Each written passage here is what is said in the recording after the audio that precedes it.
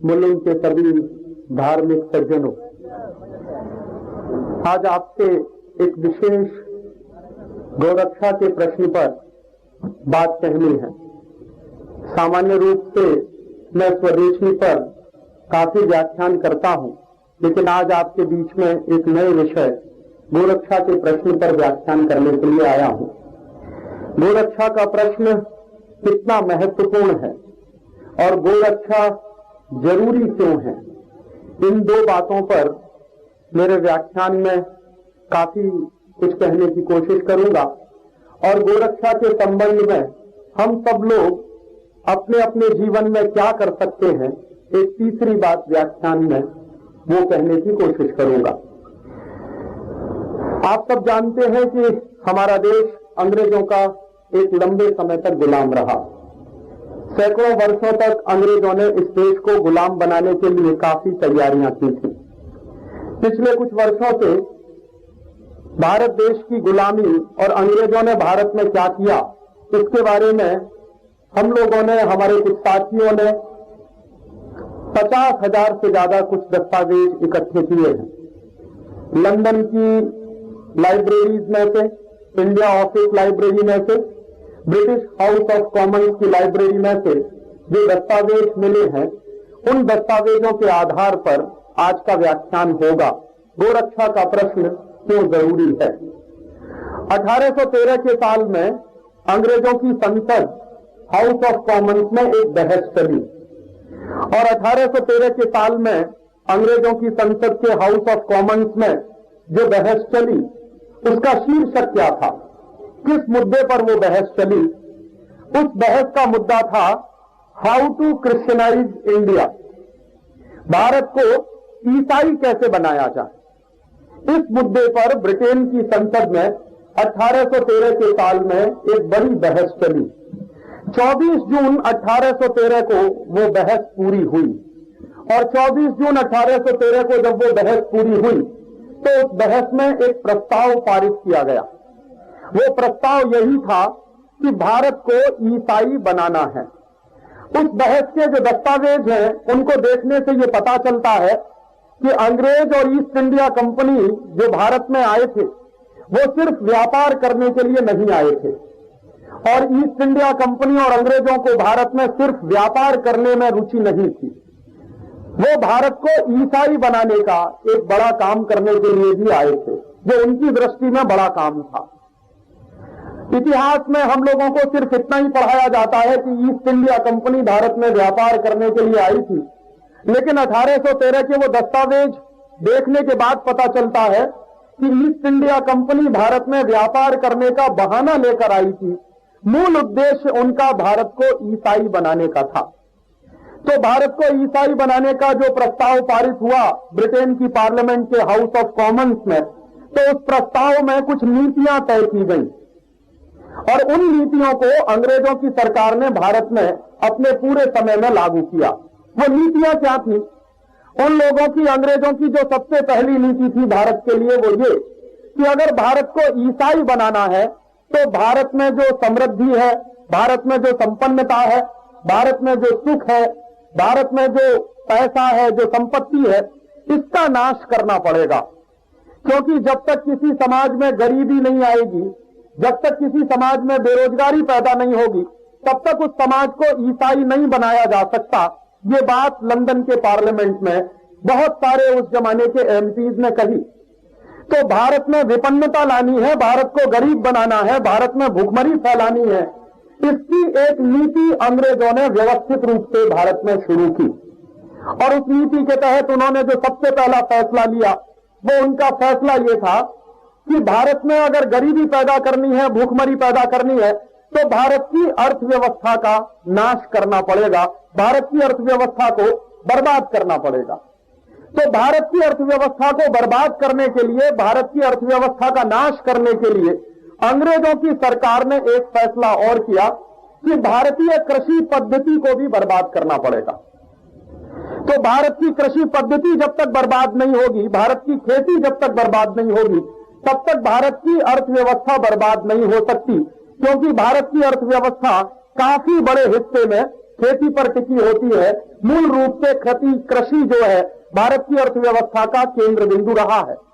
तो ऐसा जब अंग्रेजों की सरकार ने लंदन की पार्लियामेंट में फैसला कर लिया, तो उसके बाद उन्होंने नीतियां बनाना शुरू किया और उन नीतियों को हिंदुस्तान में लागू करने से पहले अंग्रेजों की सरकार ने कई सर्वेक्षण कराए, कई सर्वे कराए, और जो सर्वे और सर्वेक्षण कराए गए भारत में, उनमें एक ऐसा सर्वे भी था जिसके बारे में अंग्रेजों की सरकार ने यह पता लगाने की कोशिश की थी कि भारत के समाज का और भारत के अर्थव्यवस्था का मूल केंद्र क्या है।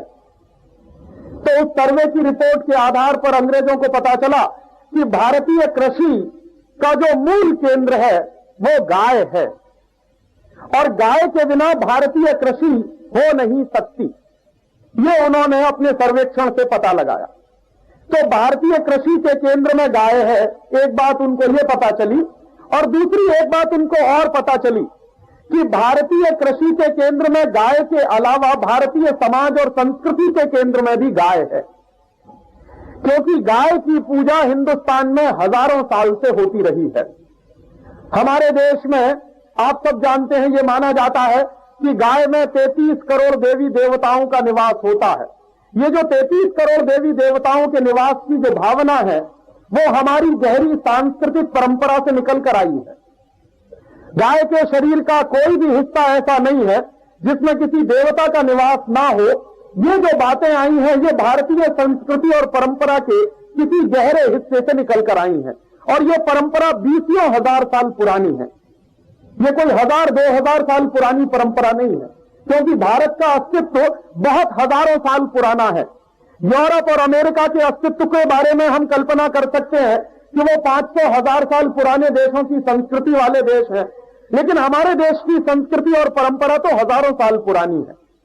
तो इसलिए अंग्रेजों ने जब सर्वे करा लिया और अंग्रेजों की सरकार ने यह जानकारी हासिल कर ली कि भारतीय कृषि के मूल में गाय है और भारतीय संस्कृति की व्यवस्था भी गाय के आसपास घूमती है, तो उन्होंने एक फैसला किया कि भारतीय कृषि को बर्बाद करना है, भारतीय संस्कृति का नाश करना है, तो गाय का नाश करना चाहिए। और गाय का नाश करने के लिए अंग्रेजों ने हिंदुस्तान में पुराने जमाने के कुछ राजाओं के बारे में दृष्टांत देना शुरू किया। हालांकि उनको ऐसे दृष्टांत नहीं मिले। मूल रूप से हिंदुस्तान में जितने राजा हुए, उन सभी राजाओं ने गाय को बचाने के लिए ही अपने जीवन की और अपने राज्य की सारी नीतियां बनाने की कोशिशें की। हिंदुस्तान में बहुत सारे ऐसे मुस्लिम राजा भी हुआ करते थे जिन्होंने गोरक्षा के लिए नीतियां बनाई, और मुस्लिम राजाओं की जो विशेषता थी वो ये थी कि बहुत सारे मुस्लिम राजा ये मानते थे कि भारतीय समाज में अगर कोई व्यवस्था टिकेगी तो वो तभी संभव है जब भारतीय समाज की परंपराओं के अनुरूप शासन होगा। अगर भारतीय समाज की परंपराओं के विपरीत शासन होगा तो कोई व्यवस्था इस देश में चल नहीं सकती।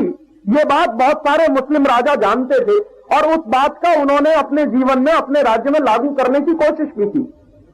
अंग्रेजों ने बहुत खोजा, लेकिन मुस्लिम समाज में और मुस्लिम समाज के राजाओं के बीच में भी उनको गोरक्षा के लिए काम करने वाले बहुत सारे मुस्लिम राजाओं के दृष्टांत मिले, और वैसे दृष्टांत हिंदुस्तान के इतिहास में भरे पड़े हैं। एक दो अपवाद ऐसे थे जिनको अंग्रेजों ने प्रचारित करना शुरू किया, और उन अपवादों के आधार पर अंग्रेजों ने हिंदुस्तान में गाय का कत्ल करवाना शुरू किया। गाय का कत्ल करवाने के पीछे अंग्रेजों के मन में जो मूल नीति थी, वो सबसे महत्वपूर्ण यही थी कि भारत की कृषि का, भारत की अर्थव्यवस्था का नाश करना है। और वो गाय का कत्ल करवा के फिर गाय के मांस को अंग्रेजों की फौज को खिलाया जाने लगा। बड़े पैमाने पर हिंदुस्तान में गाय का कत्ल अंग्रेजों ने शुरू करवाया, और उस गाय के कत्ल का मांस अंग्रेजों की सरकार और उस सरकार के अधिकारी, अंग्रेजों की फौज, अंग्रेजी की फौज के सिपाहियों को दिया जाने लगा। तो धीरे धीरे नतीजे क्या निकलने लगे कि गाय की संख्या कम होती चली गई, गोवंश का नाश शुरू हो गया। बीच के दौर में अंग्रेजों की सरकार को एक महत्वपूर्ण सच्चाई का पता चला, और वो महत्वपूर्ण सच्चाई क्या थी? अंग्रेजों की सरकार को पता चला कि गोवंश का अगर नाश करना है तो गाय का नाश करने से ज्यादा जरूरी है नंदी का नाश किया जाए। बुल का नाश किया जाए, जो सांड होता है उसका नाश किया जाए। और अंग्रेजों का एक अधिकारी था, उस अधिकारी ने इस बात को अपनी एक रिपोर्ट में लिखा कि हम गाय का कत्ल करते रहें और गाय को मरवाते रहें तो गाय पैदा होती रहेगी। उससे ज्यादा अच्छा यह है कि गाय जिस तरीके से पैदा होती है उसके लिए जो सबसे महत्वपूर्ण है नंदी, जिसको हम कहते हैं बुल या सांड, उसको मरवाना चाहिए। अगर नंदी का कत्ल होगा, अगर बुल नहीं रहेगा भारतीय समाज में, तो गाय की पैदाइश में कमी हो जाएगी। ये बात जब अंग्रेजों को पता चल गई तो उन्होंने फिर गाय से ज्यादा नंदी का कत्ल करवाना शुरू किया। और एक विशेष दृष्टि से इस देश में अंग्रेजों ने विशेष कत्ल कारखाने खोले, जिनमें सिर्फ नंदियों का कत्ल हो, सिर्फ बुल्स को काटा जाए, सिर्फ सांडों को काटा जाए। और उन कत्ल कारखानों को चलाने के पीछे उनकी दृष्टि बहुत स्पष्ट थी कि अगर बुल नहीं रहेगा, नंदी नहीं रहेगा, तो गाय भी नहीं रहेगी। तो इसके लिए बहुत बड़े पैमाने पे अंग्रेजों ने हिंदुस्तान में बुल का कत्लेआम शुरू करवा दिया। एक तरफ गाय का कत्लेआम, दूसरी तरफ बुल का कत्लेआम, और इस तरह तीसरे हिस्से में गोवंश का कत्लेआम भी हिंदुस्तान में बहुत बड़े पैमाने पर शुरू हो गया। 1850 के आसपास हिंदुस्तान में गाय के कत्ल के प्रश्न को हिंदुस्तान के बहुत सारे धर्म गुरुओं ने उठाना शुरू किया। और हिंदुस्तान में जिन लोगों ने गाय के प्रश्न को उठाना शुरू किया, उनमें आर्य समाजी लोग थे, उसमें सिख पंथ के बहुत सारे लोग थे, उसमें हिंदू धर्म की बहुत सारी दूसरे मजहबों के, हिंदू धर्म के मानने वाले बहुत सारे जो संप्रदाय हैं, जो अलग अलग मत हैं, उसके लोग भी थे। और उन्होंने इस गाय के प्रश्न को मुद्दा बनाया। अंग्रेजों ने इस गाय के प्रश्न को हिंदुस्तान की अस्मिता के साथ जोड़कर यह भी कहना शुरू कर दिया कि गाय काटी जाए, बुल काटा जाए तो हिंदुस्तान की अस्मिता भी खत्म होती चली जाएगी, क्योंकि यह अस्मिता के मूल केंद्र में है। तो फिर गाय का कत्ल 1850 के बाद अंग्रेजों ने इसलिए शुरू कराया ताकि हिंदुस्तान की जनता को नीचा दिखाना। पहले गाय और बुल का, नंदी का कत्ल इसलिए करवाया गया कि हिंदुस्तान की अर्थव्यवस्था को बर्बाद करना है, कृषि को बर्बाद करना है। दूसरे बार में अंग्रेजों ने यह इसलिए शुरू करवाया कि हिंदुस्तान की जनता को ठेस पहुंचानी है, उनकी भावनाओं को तोड़ना है। तो भारतीय जनता की भावनाओं को तोड़ने के लिए, भारतीय जनता की भावनाओं को ठेस पहुंचाने के लिए एक बड़े पैमाने पर कत्ल कारखानों की शुरुआत की गई। अंग्रेजों के जमाने के दस्तावेज बताते हैं कि अंग्रेजों की सरकार ने पूरे हिंदुस्तान में कुछ ऐसे 350 कत्ल कारखाने खुलवाए जिनमें गोवंश का नाश होता था। अंग्रेजों के जमाने के कुछ दस्तावेज बताते हैं कि कितना गोवंश का नाश अंग्रेजों के जमाने में होता था। 30 वर्षों में 1910 से लेकर 1940 के साल में कुल लगभग 10 करोड़ से ज्यादा गोवंश का कत्ल अंग्रेजों की सरकार ने कराया। लगभग 30 वर्षों में 10 करोड़ गोवंश का जो कत्ल अंग्रेजों ने कराया, उसके बारे में अंग्रेजों की पार्लियामेंट में और अंग्रेजों के अधिकारियों ने जो चर्चाएं की हैं, उसके दस्तावेज मेरे पास हैं और हम लोग कोशिश कर रहे हैं कि उसके आधार पर एक पुस्तक बने। बहुत जल्दी वो पुस्तक आपके बीच में आ जाएगी। तो वो जो 10 करोड़ गोवंश का कत्ल कराया, उसके बारे में अंग्रेजों की सरकार ये कह रही है कि अगर ये 10 करोड़ गोवंश का आज कत्ल हो जाएगा तो आने वाले जमानों में करोड़ों गोवंश का नाश इस तरह से हम आगे बढ़ा सकते हैं। तो इस तरह से ये नीति आगे चलती रही और हिंदुस्तान के बहुत सारे धर्म और मजहबों के लोग गाय को बचाने के लिए आंदोलन भी करते रहे। आप सब जानते हैं, हिंदुस्तान में जो क्रांति हुई थी, उस क्रांति की जो पहली चिंगारी लगी थी 1857 में बैरकपुर की छावनी में, जब मंगल पांडे को फांसी की सजा हुई थी, तो मूल प्रश्न गाय का ही था। उस गाय के मूल प्रश्न से हिंदुस्तान की क्रांति की शुरुआत हुई थी और बाद में वही मूल प्रश्न हिंदुस्तान की आजादी का प्रश्न बन गया था। आप सबने इतिहास में इतना तो पढ़ा ही होगा कि मंगल पांडे को फांसी की सजा क्यों हुई थी। मंगल पांडे एक आर्य समाजी नौजवान था, स्वामी दयानंद के विचारों से बहुत ज्यादा प्रेरित था। तो आर्य समाजी नौजवान होने के कारण वो अपने मन में उतना ही धर्मनिष्ठ था जितना हिंदुस्तान के दूसरे सामान्य लोग हो सकते।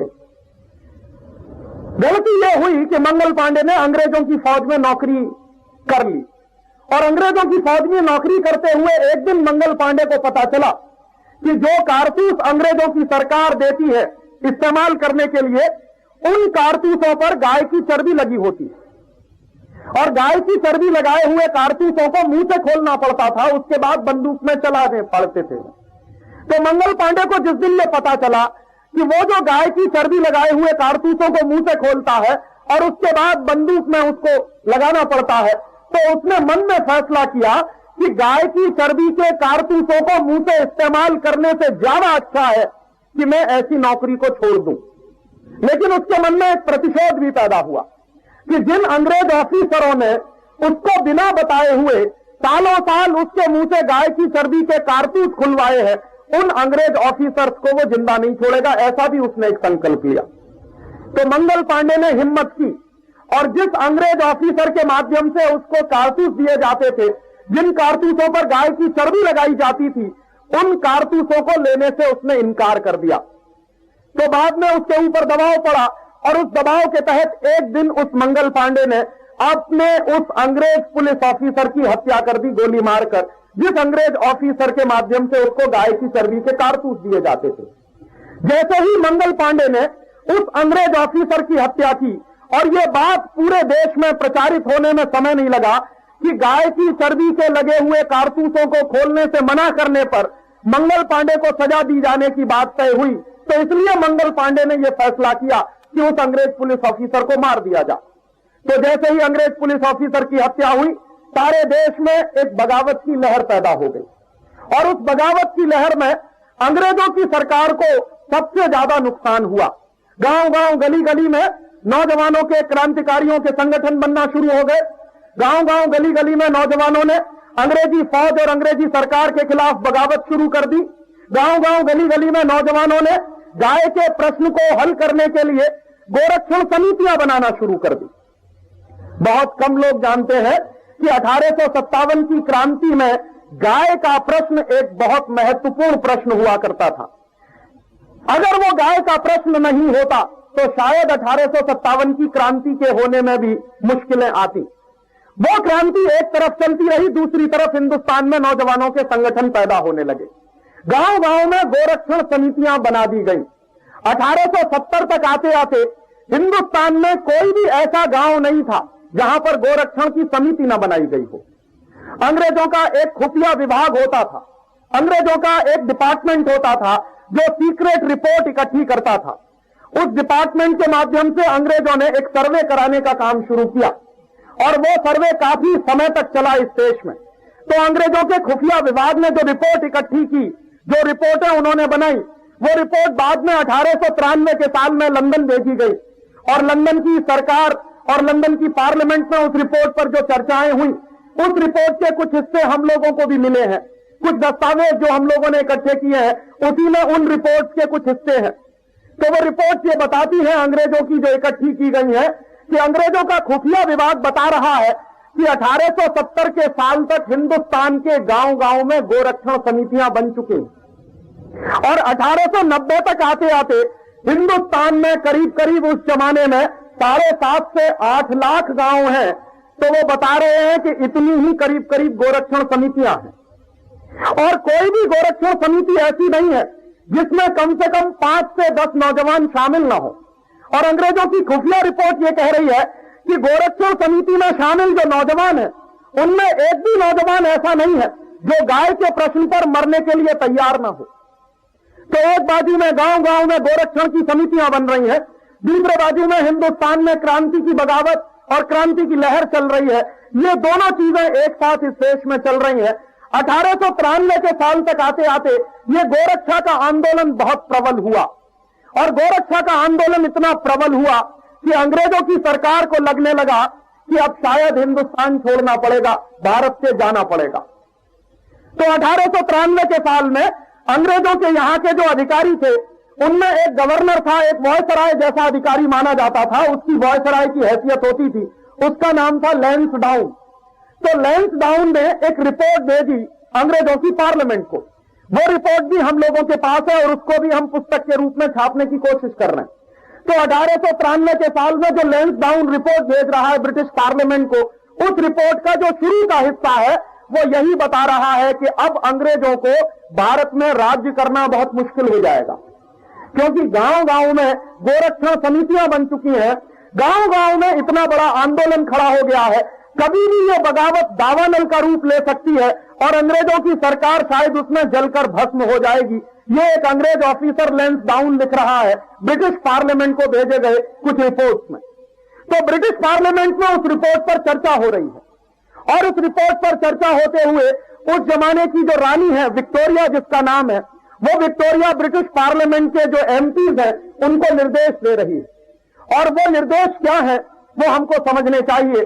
तो आज के इस प्रश्न का हम लोगों को स्वरूप भी समझ में आएगा। विक्टोरिया कह रही है 1893 में लंदन के पार्लियामेंट के हाउस ऑफ कॉमन्स में कि हिंदुस्तान में गाय का कत्ल तो जारी रहना ही चाहिए। अंग्रेजों का ऑफिसर कह रहा है लैंसडाउन कि गाय का कत्ल करना मुश्किल है और वो रिपोर्ट भेज रहा है ब्रिटिश पार्लियामेंट को कि गाय का कत्ल अगर यहां करते चले गए हम लोग तो यहां राज्य करना मुश्किल हो जाएगा। तो ब्रिटेन की महारानी विक्टोरिया कह रही है पार्लियामेंट के अंदर 1893 के साल में कि गाय का कत्ल तो बहुत जरूरी है। क्यों? गाय का कत्ल करने से हिंदुस्तान की अस्मिता, भारत की अस्मिता नष्ट होती है और भारत के लोगों का अस्तित्व भी नष्ट होता है, उनका गौरव भी नष्ट होता है। सीधी सी बात है कि जो केंद्र बिंदु में है आपके देश में गाय, अगर उसका कत्ल किया जाए तो आपकी भावनाओं को भी ठेस पहुंचती है, आपकी भावना भी आहत होती है। तो विक्टोरिया कह रही है कि यह तो बहुत जरूरी है और इसको और आगे बढ़ाया जाना चाहिए। तो कैसे आगे बढ़ा सकते हैं? तो लैंसडाउन रिपोर्ट में लिख रहा है और वो कह रहा है एक महत्वपूर्ण बात जो मैं आज आपसे कहने की कोशिश कर रहा हूं। लैंसडाउन की रिपोर्ट बताती है जो ब्रिटिश पार्लियामेंट में गई है कि गाय को बचाने के लिए हिंदू भी लड़ रहे हैं, मुसलमान भी लड़ रहे हैं। हिंदू और मुसलमान दोनों मिलकर 1870 के साल से गाय को बचाने के आंदोलन में लगे हुए हैं। राजस्थान में आप जाइए, राजस्थान में मुसलमानों की एक जाति है, उसको कहते हैं राठ। ये राठ जो जाति है मुसलमानों की, ये किस इलाके में रहती है? ये राठ जाति मुसलमानों की राजस्थान के बीकानेर के आसपास के इलाके में सबसे ज्यादा पाई जाती है। आज भी आप राठ जाति के मुसलमानों के बीच में चले जाइए तो उनकी पूरी आजीविका गाय के दूध और गाय के घी की बिक्री पर चलती है। तो राठ जाति के मुसलमानों के लिए गाय उनकी आर्थिक उपजीविका का सबसे महत्वपूर्ण साधन है।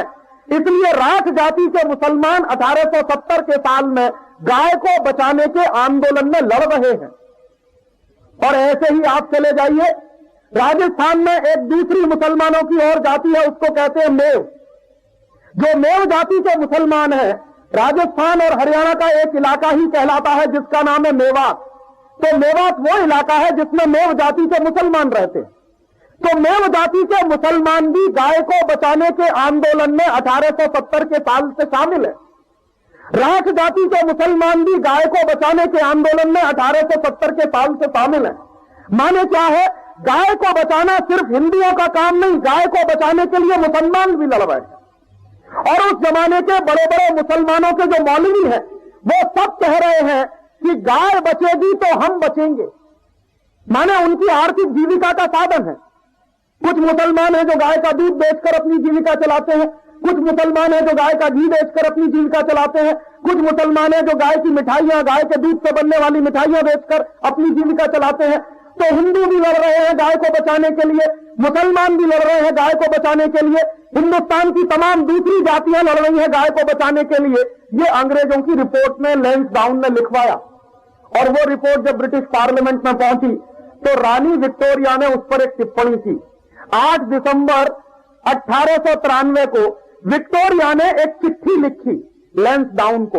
वो चिट्ठी हम लोगों के पास है, उसकी फोटोकॉपी हम लोगों के पास है। हाउस ऑफ कॉमन्स की लाइब्रेरी में से वो चिट्ठी हम लोगों को मिली है। वो चिट्ठी का पहला पैराग्राफ क्या है? विक्टोरिया लिख रही है कि हिंदुस्तान में गाय का कत्ल बंद नहीं होना चाहिए और हिंदुस्तान में गाय के कत्ल के बहाने हिंदू और मुसलमानों के बीच में एक दरार पैदा करनी चाहिए। अंग्रेजों की हमेशा से नीति रही है बांटो और राज करो, डिवाइड एंड रूल। तो अंग्रेजों की वो जो नीति है बांटो और राज करो की, उस नीति के तहत विक्टोरिया चिट्ठी लिख रही है लैंसडाउन को कि मुसलमानों को इस बात के लिए प्रोत्साहित किया जाना चाहिए कि वो गाय का कत्ल करें। क्यों? अगर हिंदुओं को यह पता चलेगा कि मुसलमान गाय का कत्ल कर रहे हैं तो हिंदू और मुसलमानों के बीच झगड़े शुरू हो जाएंगे, और हिंदू और मुसलमानों के बीच जब झगड़े शुरू हो जाएंगे तो अंग्रेजों की सरकार टिकेगी और उसको राज्य करने से कोई रोक नहीं सकता। तो एक जमाने में 1870 से 1893 तक जो मुसलमान हिंदुस्तान की गाय को बचाने के आंदोलन में लगे हुए हैं, फिर अंग्रेजों की नीतियों के कारण मुसलमानों को गाय का कत्ल करने के लिए प्रोत्साहित किया जाए, ये रानी की चिट्ठी है लैंसडाउन के लिए, और वो चिट्ठी हम लोगों के पास है, सबूत है, प्रमाण है। इसके आधार पर मैं ये कह रहा हूं कि अंग्रेजों ने हिंदू और मुसलमानों के बीच में झगड़ा कराने के लिए, हिंदू और मुसलमानों के बीच में दरार पैदा करने के लिए मुसलमानों को गाय काटने के लिए प्रेरित किया। और वो कैसे किया, उसकी नीति भी जानिए। लैंसडाउन को जब रानी की चिट्ठी मिली तो लैंसडाउन ने एक नीति बनाई, और नीति क्या बनाई? लैंसडाउन ने यह फैसला किया कि अंग्रेजों के चलाए गए जितने कत्ल कारखाने हैं, उन कत्ल कारखानों में नौकरी सिर्फ मुसलमानों को दी जाएगी, ताकि पूरे हिंदुस्तान में इस बात का प्रचार किया जाए कि हर कत्ल कारखाने में देखिए गाय काटने का काम मुसलमान कर रहे हैं। तो अंग्रेजों ने बाकायदा नीति बनाई, और उस नीति के तहत अंग्रेजों के हर करे बनाए गए कत्ल कारखाने में मुसलमानों को नौकरी देने का काम शुरू किया। मुसलमानों को रिजर्वेशन के आधार पर कत्ल कारखानों में नौकरी दी गई। जब मुसलमानों ने कत्ल कारखानों में नौकरी करने का काम शुरू कर दिया, काफी मुसलमानों को अंग्रेजों ने जबरदस्ती मारकर पीट कर गाय का कत्ल करवाने के लिए तैयार किया। सामान्य रूप से कोई मुसलमान उसके लिए तैयार नहीं था। उस जमाने में जब मुसलमान गाय का कत्ल करने के लिए तैयार नहीं थे, तो अंग्रेजों की सरकार ने मुसलमानों को मारना, पीटना, उनको धमकाना, उनको तमाम तरह की लालच देने का काम शुरू करवा दिया। और धीरे धीरे उनकी इस पॉलिसी में, उनकी इस नीति में ये दिखावट आने लगी कि मुसलमानों ने कत्ल कारखानों में जबरदस्ती अंग्रेजों के कहने पर मारपीट पर नौकरी करना शुरू किया। तो अंग्रेजों ने सारे देश में यह प्रचार करना शुरू करवा दिया कि देखिए, गाय हम नहीं काटते, मुसलमान काटते। और सच्चाई यह है कि रानी ने चिट्ठी में लिखा था, उस चिट्ठी में उसने ये लिखा था कि मुसलमान गाय काटेंगे जरूर, लेकिन वो हमारे लिए काटेंगे, हमारी फौज के लिए काटेंगे। अंग्रेजों को गाय का मांस चाहिए, अंग्रेजों की फौज को गाय का मांस चाहिए, तो मुसलमान गाय काटेंगे हमारे लिए, और हिंदुस्तान के जनता को दिखाई देगा कि गाय कट रही है मुसलमानों के द्वारा। पीछे जो मूल व्यक्ति है गाय को कटवाने वाला, जो मूल अंग्रेज है गाय को कटवाने वाले, उनका चेहरा लोगों को दिखाई नहीं देगा। और यह नीति पूरे हिंदुस्तान में अंग्रेजों ने लागू की। इस नीति की सफलता हुई। सफलता क्या हुई कि हिंदुस्तान में जगह जगह हिंदू मुसलमानों के दंगे शुरू हो गए। अंग्रेजों को बचा दिया गया, अंग्रेजों ने अपने आप को बचा लिया, और हिंदू मुसलमानों के बीच में उन्होंने भेद पैदा कर दिया गाय का कत्ल करवा के। और इस तरह से हिंदुस्तान में अंग्रेजों की बनाई गई वो नीति चालू होती गई। आजादी मिलने के शुरू के दौर में क्या हुआ कि हिंदुस्तान के बहुत सारे नेता थे जो गाय बचाने के प्रश्न पर सबसे ज्यादा उद्वेलित थे। उनमें से पंडित मदन मोहन मालवीय। महामना मदन मोहन मालवीय के पूरे आंदोलन के केंद्र में गाय हुआ करती थी। स्वामी दयानंद सरस्वती के पूरे केंद्र में गाय हुआ करती थी। हिंदुस्तान में महात्मा गांधी ने तो इस बात को कई बार कहा। गांधी जी ने जब अपना आंदोलन शुरू किया, उस आंदोलन के शुरुआत में और आंदोलन के बीच में और आंदोलन के बाद में भी कई बार महात्मा गांधी ने यह कहा कि स्वराज्य से ज्यादा महत्वपूर्ण है गोरक्षा। ये गांधी जी ने कई बार कहा कि स्वराज्य से ज्यादा महत्वपूर्ण है गोरक्षा, और मेरे लिए गाय का कत्ल ऐसा ही है जैसे किसी व्यक्ति का कत्ल किया जा रहा। ये गांधी जी ने कई बार कहा। तो हिंदुस्तान के आजादी की लड़त लड़ने वाले तमाम नेताओं के लिए गाय का प्रश्न बहुत ही केंद्रीय प्रश्न था, बहुत मूलभूत प्रश्न था। तो गांधी जी जैसे लोगों ने गाय के प्रश्न को उठाया, स्वामी दयानंद मदन मोहन मालवीय जैसे लोगों ने गाय के प्रश्न को उठाया, लोकमान्य तिलक ने गाय के प्रश्न को उठाया। और इन लोगों के गाय के प्रश्न को उठाने के पीछे एक ही परंपरा थी कि जो हिंदुस्तान में 1870 में क्रांति हुई थी, बगावत हुई थी 1857 में और 70 के बीच में जो आंदोलन चले थे, वो गाय के प्रश्न को लेकर महत्वपूर्ण आंदोलन चले थे। तो आगे भी इस देश में ये महत्वपूर्ण काम होता रहेगा। बीच में आजादी की लड़ाई की ऐसी घड़ी आई कि जब लोगों को लगने लगा कि अंग्रेज देश छोड़कर चले जाएंगे और अंग्रेजों को हिंदुस्तान छोड़कर जाना पड़ेगा। तो अंग्रेजों को देश छोड़कर जाना पड़ेगा, ऐसी बात दिखाई देने लगी 1940 के साल से। 1940 से एक साल पहले एक बहुत महत्वपूर्ण घटना हुई जिसका जिक्र मैं करना चाहता हूं। लाहौर एक शहर है, पहले हिंदुस्तान का हिस्सा था, अभी पाकिस्तान में है बंटवारे के बाद।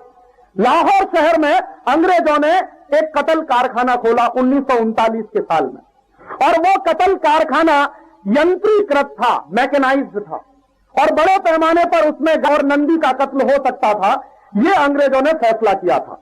तो 1939 में जो लाहौर में कतल कारखाना खोला गया, उसके लिए सबसे जबरदस्त आंदोलन किया पंडित जवाहरलाल नेहरू ने। पंडित जवाहरलाल नेहरू ने 1939 के उस कतल कारखाने को बंद कराने के लिए आंदोलन शुरू किया, और वो आंदोलन सफल भी हुआ। 1939 में अंग्रेजों की सरकार ने लाहौर में जो कतल कारखाना खोला था वो बंद हो गया। उस कतल कारखाने को बंद कराने के समय पंडित नेहरू जो भाषण दिया करते थे, उनमें से एक भाषण का जिक्र, और उस पूरे भाषण का नहीं, उसकी एक लाइन का जिक्र आपके बीच में कर रहा हूं। पंडित नेहरू कहा करते थे कि जब मैं जानवरों का कत्ल होते हुए देखता हूं तो अंदर से मेरी आत्मा चीत्कार करती। और उनका यह कहना था और उनका यह मानना था कि अगर वो आजाद हिंदुस्तान में किसी महत्वपूर्ण पद पर पहुंचे तो वो एक ऐसा कानून बना देंगे जिससे हिंदुस्तान में गाय का कत्ल बंद हो जाएगा, गोवंश का कत्ल बंद हो जाएगा। ये पंडित नेहरू के भाषण है। और ऐसा ही एक भाषण हिंदुस्तान के पहले राष्ट्रपति डॉक्टर राजेंद्र प्रसाद का है। डॉक्टर राजेंद्र प्रसाद कह रहे हैं कि मुझे मांसाहार बिल्कुल पसंद नहीं, और मैं चाहता हूं कि हिंदुस्तान में अधिक से अधिक लोग शाकाहारी हों, तो इसके लिए जरूरी है कि हिंदुस्तान में यह मांसाहार का चलन बंद किया जाए। तो मांसाहार का चलन बंद करने के लिए सबसे ज्यादा जरूरी है कि मांस उत्पादन के जो केंद्र चल रहे हैं इनको बंद किया जाए। तो पंडित राजेंद्र प्रसाद ने भी आजादी के पहले इस तरह का एक संकल्प लिया कि मैं कभी हिंदुस्तान में आजादी के बाद अगर किसी महत्वपूर्ण पद पर आया तो गाय का उत्पादन, गाय का मांस जहां उत्पादित होता है, गोवंश का जहां कत्ल होता है, हिंदुस्तान के जानवरों का जहां कत्ल होता है, ये सारे उत्पादन केंद्र बंद करवा देंगे, और उसके लिए हम केंद्रीय स्तर पर कानून बनवाएंगे। ऐसी भावना थी हिंदुस्तान में आजादी आने के पहले के नेताओं की। चांस की बात कि ये दोनों व्यक्ति हिंदुस्तान के सबसे ऊंचे शिखर पर बैठे। पंडित जवाहरलाल नेहरू हिंदुस्तान के पहले प्रधानमंत्री बने, और डॉक्टर राजेंद्र प्रसाद हिंदुस्तान के पहले राष्ट्रपति बने। तो हिंदुस्तान का प्रधानमंत्री और राष्ट्रपति बनने के पहले दोनों नेता ये मानते थे कि गाय का कत्ल नहीं होना चाहिए, गोवंश की रक्षा होनी चाहिए, और मांस उत्पादन के ये जो केंद्र चल रहे हैं पूरे देश में, इनको बंद करा देना चाहिए। दोनों नेताओं की यह मान्यता थी कि मांस उत्पादन के इन केंद्रों को बंद कराने के लिए अगर जरूरत पड़े तो हम केंद्रीय स्तर पर कानून बनाएंगे। तो दोनों लोग जब पहले प्रधानमंत्री और राष्ट्रपति बन गए, मुझे सबसे बड़ा दुर्भाग्य यही है कि अपने पूरे शासनकाल में पंडित जवाहरलाल नेहरू और डॉक्टर राजेंद्र प्रसाद गोवंश की रक्षा करने वाला कानून ही नहीं बना पाए। बाकी बहुत सारे कानून उन्होंने बनाए। और 1955 के साल में पंडित नेहरू ने पार्लियामेंट में एक भाषण दिया है, उस भाषण की फोटोकॉपी भी हमारे पास है। वो भाषण पंडित नेहरू दे रहे हैं 1955 में पार्लियामेंट के अंदर। तो हुआ क्या है, एक सांसद ने गोवंश की हत्या को रोकने के लिए एक विधेयक पार्लियामेंट में लाया। तो गोवंश की हत्या रोकी जानी चाहिए, इसके लिए एक विधेयक आया संसद में। उस विधेयक पर बहस हो रही है। तो बहस करते समय पंडित नेहरू कह रहे हैं कि इस विधेयक को तत्काल रद्द किया जाना चाहिए, माने गोवंश का कत्ल चालू रहना चाहिए। आजादी के पहले एक बात कह रहे हैं, और आजादी मिलने के बाद जब वो प्रधानमंत्री बन गए हैं तो पार्लियामेंट के अंदर उसकी ठीक दूसरी बात कह रहे हैं। दोस्तों, आज ये जो हिंदुस्तान के नेता हैं, सत्ता मिलने के पहले एक बात कहते हैं और सत्ता मिलने के बाद दूसरी बात कहते हैं। ये परंपरा हिंदुस्तान में आजादी के साल से ही पड़ी हुई है, ये कोई आज की परंपरा नहीं। इसलिए आज के नेताओं को देखकर मत रोइए। उस जमाने के जो सबसे बड़े नेता माने जाने वाले लोग सत्ता मिलने के पहले गाय का कत्ल का विरोध करते हैं, और सत्ता मिलने के बाद कहते हैं कि यह गाय का कत्ल जारी रहना चाहिए। इससे ज्यादा विरोधाभास और क्या हो सकता। और वो दोनों आदमी डॉक्टर राजेंद्र प्रसाद और पंडित जवाहरलाल नेहरू भूल गए कि हिंदुस्तान में गाय के कत्ल को रोकने के लिए एक केंद्रीय कानून बनाने की बात उन्होंने कही थी आजादी के पहले, और आजादी के साल में वही नहीं हो पाया। और आज तक हम सबका, आपका दुर्भाग्य है कि आजादी मिले हुए 50 साल हो गए हैं, लेकिन केंद्रीय स्तर पर आज तक ऐसा कोई कानून नहीं बन पाया जिससे इस देश में पशुओं के कत्ल को रोका जा सके। आजादी के पहले जिस तरह से देश चलता था, आजादी के बाद वैसे ही देश चल रहा। दुर्भाग्य से ज्यादा हालत आज खराब है। आंकड़े ये बताते हैं कि अंग्रेजों ने हिंदुस्तान में 350 कत्ल कारखाने चलाए। आज आजादी के 50 साल में हिंदुस्तान में 36,000 कत्ल कारखाने हैं। जब आजादी नहीं मिली थी तो 350 कत्ल कारखाने थे। अब आजादी मिलने के बाद 36,000 कत्ल कारखाने हैं, और उनमें से एक एक कत्ल कारखाना कितना जबरदस्त है कि एक एक कत्ल कारखाने ऐसे हैं इस देश में जिनमें 10,000 पशु रोज काटे जाते। यहीं बंबई में है, देवनार में है, मेडक में है, अल कबीर का है, कलकत्ता में है। हिंदुस्तान के तमाम बड़े बड़े ऐसे कत्ल कारखाने हैं जिनमें एक दिन में कम से कम 10,000 पशु काट दिए जाते हैं। आप जरा कल्पना करिए कि जितनी देर में आपका 24 घंटा बीतता है, माने आप रात को सोते हैं और अगले दिन रात सोने की तैयारी करते हैं, उतनी देर में 10,000 जानवरों की बलि ले ली जाती है एक कत्ल कारखाने में। और छोटे बड़े कुल 36,000 कत्ल कारखाने। क्या हालत है इस देश की। अंग्रेजों के जमाने के आंकड़े बताते हैं, मैंने आपसे कहा कि लगभग 30 साल के अंदर अंग्रेजों ने हिंदुस्तान में 10 करोड़ गोवंश का कत्ल करवाया। आज आजादी के 50 साल में, जिस साल से हमको आजादी मिली है, उस साल से 1997-98 के साल तक आते आते हिंदुस्तान में लगभग 48 करोड़ गोवंश का नाश किया जा चुका है। 48 करोड़। अंग्रेजों ने 30 साल में करवाया लगभग 10 करोड़, और हमारी सरकार ने 50 साल में करवा दिया 48 करोड़ गोवंश का कत्ल। माने 50 करोड़ गाय, नंदी, बछड़े, बछिया, ये सब काटे जा चुके हैं जितने साल में आपने आजादी के 50 साल पूरे किए। और आप जरा कल्पना करिए कि अगर ये 48 करोड़ या 50 करोड़ गोवंश के जानवरों को बचा लिया जाता तो हिंदुस्तान में आज संपत्ति और संपदा कितनी होती, पैसा कितना होता।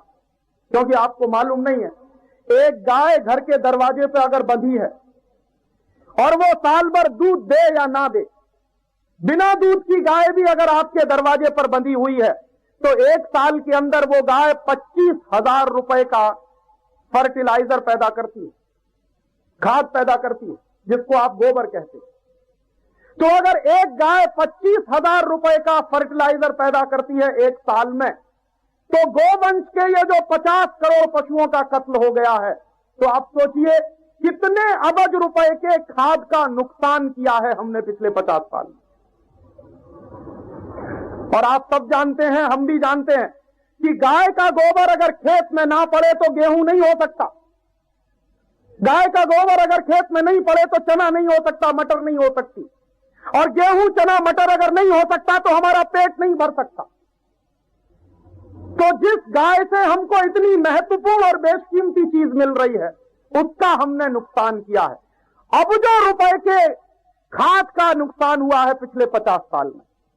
और आप मान लीजिए एक साल में अगर एक गाय 10 से 15,000 रुपए का दूध देती हो, तो ये जो 48 करोड़ गोवंश का नाश हुआ है पिछले 50 साल में, ये कितने करोड़ रुपए के दूध का नाश कर दिया है हमारी सरकार ने। और आपको मालूम नहीं है कि गाय का गोबर और गाय का दूध, उससे भी ज्यादा महत्वपूर्ण है गाय का मूत्र। और आपको जानकर यह खुशी होगी और आश्चर्य भी होगा कि गाय के मूत्र से 108 तरह की दवाएं बनती हैं। और हमारे देश के आयुर्वेद के जो बड़े ग्रंथ हैं, चरक संहिता, सुश्रुत, हरित संहिता, इन सभी आयुर्वेद के ग्रंथों में गाय का मूत्र बहुत विशेष किस्म की दवा माना जाता। दुनिया में एक बीमारी है, उसका नाम है डायबिटीज, और यह डायबिटीज नाम की बीमारी का कोई इलाज नहीं है होम्योपैथी में, कोई इलाज नहीं है एलोपैथी में, और कोई इलाज नहीं है दुनिया की किसी पैथी में। डायबिटीज को कंट्रोल तो किया जा सकता, लेकिन उसका इलाज करना बहुत मुश्किल है। एलोपैथी वाले तो कभी यह गारंटी दे नहीं सकते कि वो डायबिटीज जैसी बीमारी को ठीक कर सकते हैं। डायबिटीज को वो कंट्रोल कर सकते हैं लेकिन ठीक नहीं कर सकते। वो डायबिटीज जैसी बीमारी गाय के मूत्र से हमेशा हमेशा के लिए खत्म हो जाती है। तो गाय का दूध, गाय का गोबर, गाय का मूत्र, ये सब बहुत जरूरी चीजें हैं। और अगर 48 करोड़ गोवंश के पशुओं का नाश हुआ है पिछले 50 साल में, तो आप अंदाजा करिए कितने लाख करोड़ रुपए का हमने बर्बादी की है इस देश में पिछले 50 साल। और आज भी आपको मैं एक जानकारी दूं, हिंदुस्तान में इस समय भयंकर समस्या चल रही है पेट्रोल की और डीजल की। और पेट्रोल और डीजल की समस्या जो चल रही है वो क्या है? भारत सरकार हर साल यही कहती रहती है कि हिंदुस्तान में डीजल और पेट्रोल के दाम बढ़ाए जाने चाहिए। क्यों? क्योंकि भारत सरकार के ऑयल पूल अकाउंट का डेफिसिट बढ़ता ही चला जाता, कभी पूरा ही नहीं होता है वो ऑयल पूल अकाउंट का डेफिसिट, हमेशा घाटा रहता है हजारों करोड़ का उस ऑयल पूल अकाउंट के डेफिसिट में। तो ये पेट्रोल और डीजल बड़े हिस्से में बाहर से आयात करना पड़ता, और जैसे जैसे आपके रुपए की कीमत गिरती चली जाती है, वैसे वैसे बाहर से आने वाले पेट्रोल और डीजल का दाम बढ़ता चला जाता। क्योंकि आपका रुपया गिरेगा तो बाहर से आने वाली चीजों का आयात महंगा होता चला जाएगा। तो आपके देश में रुपया गिरता चला गया है। 1947 के साल से आज 1997-98 के साल तक आपके रुपए में सैकड़ों टका की गिरावट आई है। पिछले 7 वर्षों में हमारे रुपए में 120 टका की गिरावट आई है। 1991 के साल में हमारे देश में $1 में 18 रुपया होता था, आज $1 में 40, 41, 42 रुपए के आसपास का भाव है। 120% की ये जो गिरावट आई है रुपए में, इसके कारण क्या हुआ है? आपके देश में आने वाला डीजल और पेट्रोल 120 टका महंगा हो गया। तो जैसे जैसे डीजल और पेट्रोल महंगा होता जा रहा है, वैसे ही वैसे इस देश में ऑयल पूल अकाउंट का डेफिसिट भी बढ़ता चला जा रहा है। तो भारत सरकार क्या करती है? भारत सरकार ऑयल पूल अकाउंट के डेफिसिट को पूरा करने के लिए आप जैसे लोगों के ऊपर सरचार्ज लगा देती है और पेट्रोल और डीजल का दाम बढ़ा देती है। एक बार बेंगलोर में एक बड़ा भारी कॉन्फ्रेंस हुआ था, उसमें सरकारी अधिकारी शामिल थे, उसमें देश के बड़े बड़े अर्थशास्त्री शामिल थे, उसमें हमारे देश के बड़े सामाजिक शास्त्री भी शामिल थे। मैं भी गलती से उसमें चला गया था। गलती से इसलिए कहता हूं कि मेरे जैसे लोगों को वहां नहीं जाना चाहिए, क्योंकि वो जिस खोपड़ी से काम करते हैं हमारा दिमाग ही उससे बिल्कुल अलग चलता। लेकिन दुर्भाग्य की बात मैं वहां पहुंच गया, मुझे भी उसका इन्विटेशन था। तो वहां बातें चल रही थी और भारत सरकार का एक अधिकारी चिंता व्यक्त कर रहा था कि कैसे हम ये ऑयल पूल अकाउंट का डेफिसिट पूरा करें। तो तमाम लोगों ने अपने अपने सुझाव दिए, सब लोगों के सुझाव उसने सुन लिए। फिर उसने कहा, राजीव भाई आपका क्या सुझाव है कि ये भारत सरकार ऑयल पूल अकाउंट का डेफिसिट कैसे खत्म करे, आपका क्या सुझाव है? तो मैंने कहा कि मैं मेरा सुझाव देने से पहले आपसे 2 सवाल पूछना चाहता हूं। पहले मुझे मेरे 2 सवालों का जवाब दीजिए तो मैं मेरा सुझाव देने को तैयार हूं। तो उन्होंने कहा आप सवाल पूछिए। तो उस अधिकारी से मैंने पूछा कि आप मुझे ये बताइए कि हिंदुस्तान में एक गांव से दूसरे गांव जो सामान जाता है, हमारे देश में जो गुड्स का ट्रांसपोर्टेशन होता है, जो माल एक जगह से दूसरी जगह जाता है, इस माल को एक जगह से दूसरी जगह पहुंचाने में कितना हिस्सा है जो बैलगाड़ियों से होता है और कितना हिस्सा है जो मोटर कार और रेल से और हवाई जहाज से होता है? इसको तकनीकी भाषा में अगर मैं कहूं तो मैंने सवाल ऐसे पूछा था कि हिंदुस्तान में गुड्स के ट्रांसपोर्टेशन में ऑर्गेनाइज सेक्टर का कितना हिस्सा है और अनऑर्गेनाइज सेक्टर का कितना हिस्सा है?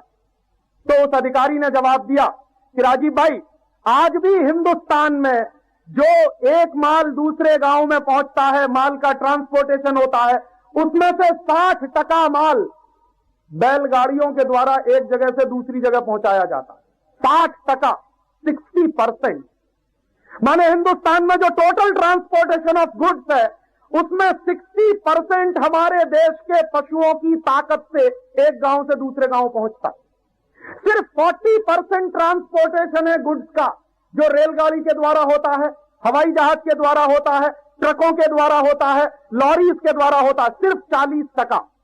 तो मैंने उससे एक दूसरा सवाल किया कि अगर आप ये हिसाब बताते हैं कि 60% ट्रांसपोर्टेशन गुड्स का आज भी हिंदुस्तान में अनऑर्गेनाइज सेक्टर में है, माने पशुधन की शक्ति से एक गांव से दूसरे गांव जाता है, और 40% ही हिंदुस्तान में ऑर्गेनाइज सेक्टर में जाता है। तो मैंने कहा कि एक दूसरी बात और बता दीजिए कि अगर ये जो 60% माल आज जा रहा है बैलगाड़ियों के द्वारा, घोड़ा गाड़ियों के द्वारा, ऊंट गाड़ियों के द्वारा, अगर ये सारा का सारा माल हम हवाई जहाज से ले जाएं, सारा का सारा माल हम रेल से ले जाएं, सारा का सारा माल हम ट्रक से ले जाएं, सारा का सारा माल हम मोटर गाड़ी से ले जाएं, तो क्या होगा? तब उसने कहा कि राजीव भाई, हिंदुस्तान में पेट्रोलियम और डीजल का खर्चा ही 60-70 हजार करोड़ पे पहुंच जाएगा। तो मैंने कहा कि अगर सारा माल हम डीजल और पेट्रोल से उठाना शुरू करें, हवाई जहाज में भर के एक गांव से दूसरे गांव पहुंचाना शुरू करें, तो आप कहते हो कि 60-70 हजार करोड़ का डीजल और पेट्रोल हमको खर्च करना पड़ेगा हर साल में। तो मैंने कहा आपने ही अपने सवाल का जवाब दे दिया। तो कहने लगे मेरी समझ में नहीं आया। अब अधिकारी है, बुद्धि उल्टी है, समझ में कैसे आया? तो मैंने उसको बिल्कुल सीधा करके समझाया। मैंने कहा कि ये जो 60% माल जा रहा है गांव में बैलगाड़ियों से एक जगह से दूसरी जगह, इसको 100% अगर हम कर दें तो क्या होगा? तो कहने लगा हिंदुस्तान की सरकार का हर साल के बजट में कम से कम 14 से 15 हजार करोड़ रुपए बच जाएगा। तो मैंने कहा अगर 14 से 15 हजार करोड़ रुपए बचेगा तो आप बताइए ऑयल पूल अकाउंट का डेफिसिट कितना है? तो उसने दांत निकालते हुए कहा कि कुल 14 हजार करोड़ का है। मैंने कहा डेफिसिट पूरा हो जाता है अगर आप हिंदुस्तान के पशुधन का इस्तेमाल करते हुए पूरे माल को एक गांव से दूसरी जगह भेजाने की व्यवस्था कर दें, तो आपके देश में ऑयल पूल अकाउंट का डेफिसिट ही नहीं रहने वाला। तो बात उसके समझ में आ गई। तो उसने एक दूसरा प्रश्न किया मुझसे कि राजीव भाई, आप फिर मुझको यह बताइए कि अगर बैलगाड़ियों से यह माल एक गांव से दूसरे गांव जाएगा तो महीनों में एक जगह से दूसरी जगह पहुंचेगा। मैंने कहा उसका भी सुझाव है मेरे पास। आप हिंदुस्तान की बैलगाड़ियों के पहिए में बियरिंग लगा दीजिए, और अगर हिंदुस्तान की बैलगाड़ी के पहियों में बियरिंग लगा दिया जाए तो क्या होगा? वही बैल जो 100 कुंटल माल ले जा सकता है, 1 कुंटल, 2 कुंटल, 50 कुंटल, जितना माल ले जा सकता है, अगर बैलगाड़ी के पहिए में बियरिंग लगा हुआ है तो वही बैल उससे 2 गुना ज्यादा माल ले जाएगा। और सिर्फ 2 गुना ज्यादा माल ही नहीं ले जाएगा, बल्कि तेजी के साथ वो माल एक गांव से दूसरे गांव में पहुंच जाएगा। तो आपके समय की समस्या का भी समाधान हो जाएगा। तो मैंने कहा कि बस 2 छोटे से काम करिए। पहला काम कि हिंदुस्तान की जो पशुधन है, हिंदुस्तान के पशुओं की जो शक्ति है, इसका बचाव करिए ताकि ये माल को एक गांव से दूसरे गांव में ले जाने के काम में आए। और दूसरा काम, बैलगाड़ी के पहिए में बॉल बियरिंग लगा दीजिए। तो उसने एक तीसरा सवाल मुझसे कहा, राजीव भाई ये करेगा कौन? मैंने कहा आप करेंगे और कौन करेगा? अधिकारी आप है, मैं थोड़ी। तो कहने लगे आपकी बात समझ में आती है, लेकिन कोई इसको करने के लिए इसलिए तैयार नहीं होगा कि बैलगाड़ी के पहिए में अगर बियरिंग लगाना चालू कर दें हिंदुस्तान के वैज्ञानिक, तो अमेरिका जाने का मौका कैसे मिलेगा? क्योंकि अमेरिका जाने का मौका तो तब मिलेगा जब आप पेट्रोल, डीजल और ऐसी चीजों पर रिसर्च करेंगे। बैलगाड़ी के पहिए में बॉल बियरिंग लगाएंगे तो उसको तो गांव में जाना पड़ेगा, और यहां तो सब अमेरिका भागने को तैयार बैठे हैं। परेशानी तो ये है। माने हिंदुस्तान की सरकार की सबसे बड़ी समस्या ऑयल पूल अकाउंट का डेफिसिट खत्म करने में हिंदुस्तान के गोवंश का सबसे बड़ा इस्तेमाल हो सकता है। ये बात मैं आपको कहना चाहता हूं। और आप ये जान लीजिए, भारत सरकार कहती है, मैं नहीं कहता, हिंदुस्तान में इस समय जितना बचा हुआ पशुधन है, आपको मालूम है ज्यादा पशुधन बचा नहीं है। मैंने बताया 50 साल में 48 करोड़ गोवंश का नाश कर दिया है। मुश्किल से इस देश में पशुधन अगर गोवंश का आज हम देखें तो 18-20 करोड़ के आसपास होगा। लेकिन ये जो 18-20 करोड़ का गोवंश का पशुधन है, ये पशुधन हिंदुस्तान में 14,000 करोड़ रुपए की बचत करता है हर साल में। आप सोचिए कितनी बड़ी बचत है। 14,000 करोड़ कोई छोटी मोटी रकम नहीं होती। वो 14,000 करोड़ की रकम बचाई जाती है हिंदुस्तान के गोवंश के पशुओं के द्वारा और हिंदुस्तान के दूसरे पशुओं के द्वारा। इसलिए गोवंश का नाश नहीं होना चाहिए। इसलिए भी नाश नहीं होना चाहिए गोवंश का कि हिंदुस्तान में जो गाय है वो अरबों रुपए का फर्टिलाइजर पैदा कर सकती है। बैल अरबों रुपए का फर्टिलाइजर पैदा कर सकता है, और हमको विदेशों से केमिकल फर्टिलाइजर इंपोर्ट करने की जरूरत नहीं। आप सब जानते हैं ये जो केमिकल फर्टिलाइजर होता है ये बाहर के देशों से लाना पड़ता है, और बाहर के देशों से लाया हुआ केमिकल फर्टिलाइजर आपके शरीर में जहर घोल रहा है। आप गेहूं नहीं खा रहे हैं, गेहूं के साथ जहर खा रहे हैं। आप चना और चावल नहीं खा रहे हैं, चना और चावल के साथ जहर खा रहे हैं, क्योंकि उनमें विदेशी फर्टिलाइजर लगता है, केमिकल फर्टिलाइजर लगता है। और यह जो केमिकल फर्टिलाइजर लगता है हमारी खेती में, इसकी वजह से पानी ज्यादा लगता है खेती में। अगर गाय के गोबर से हम खेती करें तो हमारे देश का 5 गुना पानी बच सकता है। वही खेती हो रही है केमिकल फर्टिलाइजर से तो 5 गुना ज्यादा पानी बर्बाद हो रहा है देश का। और आप सब जानते हैं पानी ईश्वर की देन है, कोई सरकार पानी पैदा कर नहीं सकती। दुनिया में अरबों रुपए जिन सरकारों के पास है वो भी पानी पैदा नहीं कर सकते। ये भगवान का दिया हुआ है, ईश्वर का दिया हुआ है। और जमीन के नीचे ये पानी है वो आपके बैंक बैलेंस की तरह से है। हम बेवकूफी में क्या कर रहे हैं, बैंक बैलेंस में से पैसा निकालते चले जा रहे हैं, निकालते चले जा रहे हैं, निकालते चले जा रहे हैं, उसको वापस डालने का हमारे पास कोई तंत्र नहीं है। इसलिए गाय बचे, गौवंश बचे तो हिंदुस्तान में हजारों करोड़ अरबों करोड़ रुपए का केमिकल फर्टिलाइजर पैदा होगा। तो आप पूछेंगे कैसे होगा? एक छोटा सा सुझाव है कि हम सब लोग ज्यादा से ज्यादा गाय का दूध पीना शुरू कर दें। हिंदुस्तान में जो लोग चाय, कॉफी और पेप्सी कोला, कोका कोला पीते हैं, अगर ये चाय, कॉफी, पेप्सी कोला और कोका कोला पीना बंद कर दिया जाए और उतने पैसे का गाय का दूध पिया जाए तो लगभग 7,500-8 हजार करोड़ रुपए का गाय का दूध और बिकेगा। और इतने दूध को बेचने के लिए कम से कम 1.5-2 करोड़ और ज्यादा गाय पालनी पड़ेगी। और 1.5-2 करोड़ जो गाय पाली जाएगी इस देश में, वो 1.5-2 करोड़ गाय 10% की वृद्धि दर से अगर बढ़ना शुरू करेगी, गोवंश में वृद्धि होगी हर साल में, तो हिंदुस्तान में आने वाले 15-20 सालों में करोड़ों गोवंश को हम बचा सकेंगे। इसलिए गाय की रक्षा, गोरक्षा करना बहुत जरूरी है। और चलते चलते आखिरी बात कि इसलिए भी गोरक्षा बहुत जरूरी है कि ये गाय जो है भारतीय संस्कृति का प्राण है और इसमें 33 करोड़ देवी देवताओं का निवास है। तो हम सब एक छोटा सा काम जरूर कर सकते हैं कि अपने घर में संकल्प करें कि जितना ज्यादा से ज्यादा गाय का दूध पिएं, गाय का घी खाएं, गाय के दूध को बिकवाएं, गाय के दूध से बने हुए सामानों की बिक्री करवाएं, उतना ही ज्यादा से ज्यादा हमारे देश में ये गोवंश की वृद्धि होती चली जाएगी। इतना ही मुझे आपसे कहना था। बहुत बहुत आभार, बहुत बहुत धन्यवाद।